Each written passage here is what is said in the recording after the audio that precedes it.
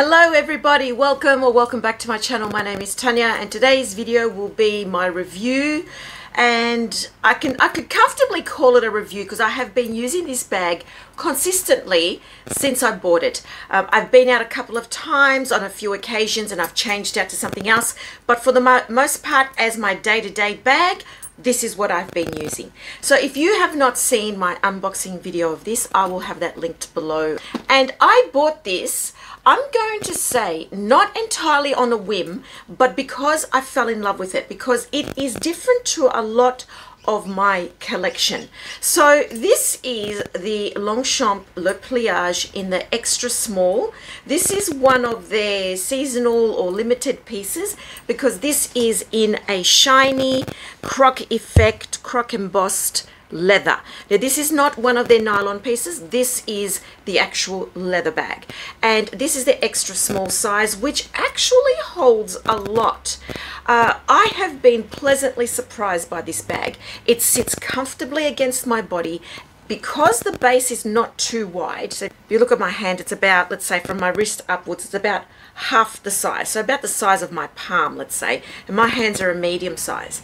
It actually holds a lot, but because it's not that deep, it doesn't stick out a lot to the side. If there's anything that I've learned over time with bags and with me, I don't like bags that have a very wide base which stick out a lot.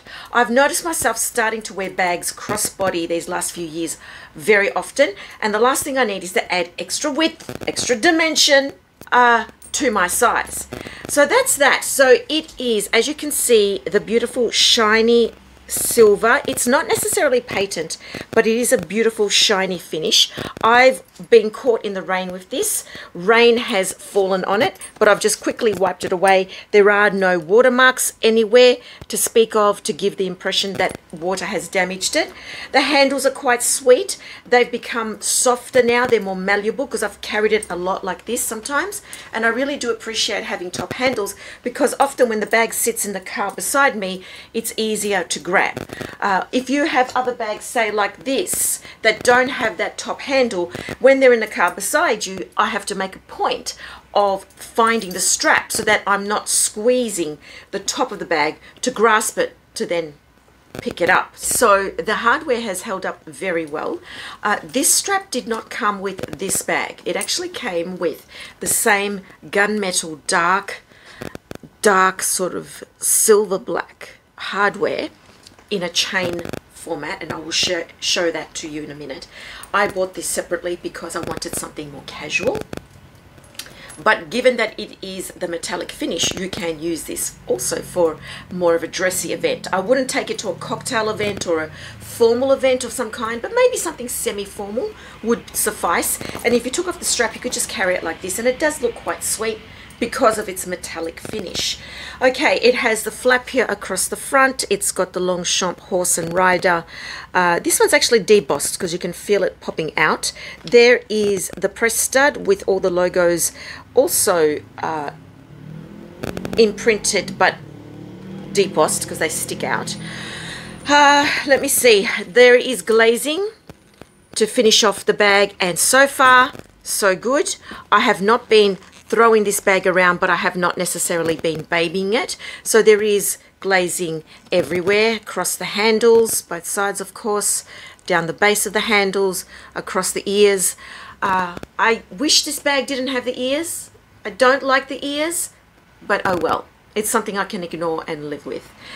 Opening it up, and I'm currently using this bag, this flap pops open, and inside I have quite a few things, and as you can see, because I'm actually using it, it is a mess. I am not one of these lovely YouTubers that has a beautiful tidy bag with everything lined up inside.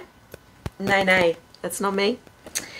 So let me share with you, I have in here the Coach Basquiat New York City Scape wristlet pouch, the small one. I have my Empreinte clay in obviously Empreinte. This is the Marine Rouge, which is the navy with the red glazing. Then I also have a whole lot of papers, perfume. This is the Gucci. This is the Gucci perfume card, the one I showed a little sample, the Eyes of the Tiger. I love this so much. But Gucci's so mean, they don't give me samples. Oh, I love it so much. Anyway, damn, that's expensive perfume. And napkin. You never know when you're going to need a nice thick napkin. You know, tissues sometimes are just not enough. Here I have my Giorgio Armani little sort of tinted lip balm. This is a very nice one. I have also City of Stars little Louis Vuitton sample. A pencil. These are my little earphone things. Chewing gum. More chewing gum. I am petrified of having bad breath, so I always carry gum with me because I just can't. And I have more perfume sample cards. So my bag smells nice actually. Strangely enough, even with all these perfume cards in it, it still smells like leather. This one's nice. This is the Hermes one. Can't for the life of me remember what it is, but it's not the standard twilly and so on. Now this is a nice one. I might have to go back and get this one. So this now is the inside of the bag, empty. As you can see, here is the zipper pull. There is one zip pocket here. Inside the lining, the fabric lining has all of the Longchamp print across it. This is the same as that graffiti line that they had a little while ago.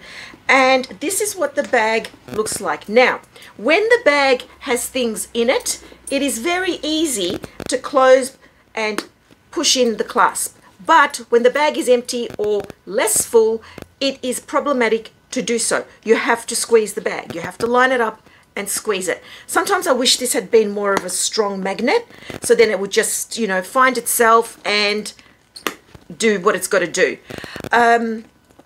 Occasionally when I've worn this bag, one end of the strap has just come undone. Now, I don't know if that's necessarily a bag issue because of where the D-rings are placed. Maybe the movement of the handle against the hook here. Maybe the bag sort of moves it along, and sometimes it actually has come off, where while I've been carrying the bag, it's actually unclipped. And luckily I was wearing it crossbody so that the bag didn't completely drop. So that's what I've noticed with that. Maybe, perhaps it would have been better if they'd had, you know, the attachment here to attach the strap, as opposed to having it so centered, diagonally centered behind the handles in the middle of the bag. This here is the dust bag that the bag came with, and it is a nice fine calico. It's got the green trimming, and the actual strap which came with the bag is this one here, which is in the same charcoal, dark pewter, dark sort of gunmetal finish. Now this one, when you add this strap to the bag, it gives it a more dressy look. And because I've just been wearing this day to day, I've been using that canvas strap, which is quite wide, but I don't mind it. It's really comfortable on. This is one way to dress up the bag if you wanted to. And this strap itself is actually heavy. And when I say heavy, I mean it's got some weight to it, so you can feel it. So it might add a little bit of weight to the bag, but not uncomfortable weight. So it is not adjustable. It is one fixed length. And crossbody, it just sits nicely on me. I'm 5'2". I am considerably heavier than I used to be. I'm not going to tell you my weight, but in terms of size, I tend to fluctuate between an Australian size 10 or 12, and sometimes a 14, and sometimes a 16. Not gonna lie, depends on the brand. And that's one way. Of course, you could just drape it over your shoulder and just have it sitting low there against your hip. For me, it actually comes down sort of parallel to the groin area. Another option that you could do with the strap if you wanted to, and the removal is also another little thing that I don't like, because the strap is in the way, and to avoid bending the handle, not the strap, the handle back so much, it's awkward to try and unclasp it from the D-ring. Because of where the D-rings are placed, that can be problematic. So another way of attaching the strap would be to attach one end, file the other end through the D-ring, bring it back to the first D-ring, so you have both clasps attached to the one D-ring, and the other side is just looped through. And then you could have, if you wanted, a cute little shoulder bag like that. And I don't know if this can be done with the little nylon extra small pliages, but that's an option too, and that then can sort of elevate it and make it look a little bit more dressy for a dressy event too. So there's that. Now, another little thing that I've noticed which has bothered me is if the flap is closed, and even if it's not, while I'm using the bag, I will put my hand through, usually my left, and then just to sort of try and get this open to then open the bag takes a little bit of extra effort. Is it a deal breaker? No, but it's just that extra thing. So when you lift the flap, it's up against the handle, so you have to make a point of pushing it in. Now, it becomes a problem if you wear chunky rings or rings with, you know, claws on them, or high rings, because you do need to manipulate here a fair bit. Your hand does need to go in and out. One way to avoid that, of course, is to have the flap pushed in, but then that gives it an unfinished look. Maybe it's up to you. And then you may have scratches across the front flap from the zip. So you may damage the underside of the handles if you've got fancy rings. That's something that I've also noticed. The other thing is the undoing of the strap, as I mentioned earlier. And for the most part, the zipper works really well.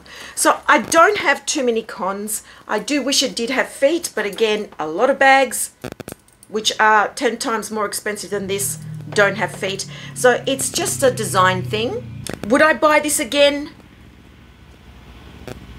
Probably not. Probably not, only because those few little things bother me. It's a gorgeous looking bag. I do enjoy it. I like having this extra strap to play with. Part of me wishes that they had like included the extra strap, so that had I bought all of this together, then it would have felt like better value, even though I would have spent the same money. So I'm just pretending and telling myself that it came with this strap, but really it didn't. So this bag with the chain strap retailed for, I think it was $830 here in Australia, I can't remember, and then this was an extra $200. So although I paid $1,030, $1,050, something like that for this particular bag, complete with the extra strap, it is worth it within the luxury realm. It does stand up quite well up against a lot of the other luxury brands. Maybe you might like a different type of leather, or maybe you might like the nylon ones with the leather flap and handles. That's entirely your call. This one I liked because it was interesting and it really stood out. So that's my little review and my little first impressions of this bag. Let me know what you think. I look forward to reading your comments as always. Take care, everybody. God bless, and I'll see you next time. Ciao.